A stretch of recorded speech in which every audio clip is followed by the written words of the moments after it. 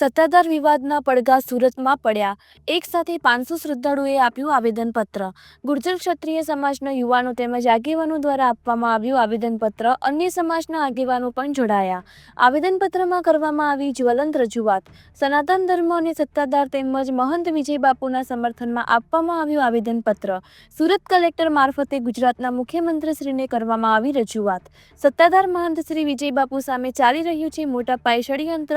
પૈસા પડાવવા માટેનું ચાલી રહ્યું છે ષડયંત્રમાં મોટા લોકોના હાથ હોવાની પણ આશંકા. સરકારને તપાસ કરવાની રજૂઆત કરવામાં આવી. નીતિન ચાવડા પાછળ મોટા માથાઓનો હાથ હોવાની આશંકા. જો તપાસ કરવામાં આવે તપાસ બહાર આવી શકે આખું ષડયંત્ર.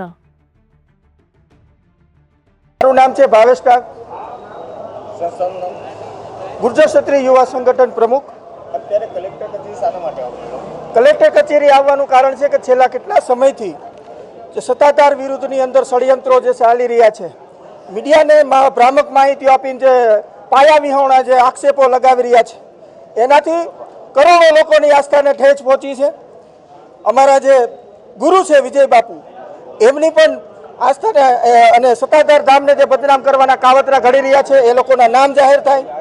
સત્તાધાર બચાવ સમિતિ કોણ છે એના પણ નામ જાહેર થાય, અને નીતિનભાઈની પાછળ કોણ છે એના પણ નામ જાહેર થાય. આ સનાતન ધર્મ બદનામ થાય છે, સત્તાધાર ધામ બદનામ થાય છે, અમારા ગુરુ શ્રી વિજય બાપુ એ પણ બદનામ થાય છે. તો આની એક નિષ્પક્ષ તપાસ કરવામાં આવે. આજે કલેક્ટર મારફતે ગુજરાતના મુખ્યમંત્રીને અમે આવેદનપત્ર દેવા આવ્યા છીએ. ગુજરાતની અંદર ભાજપની સરકાર છે. સનાતન ધર્મ આજે બદનામ થતો હોય તો સનાતન ધર્મને બચાવવા માટે ભાજપની સરકારે આગળ આવવું જોઈએ. આજે સુરતની અંદર પ્રત્યાઘાતો પડ્યા છે.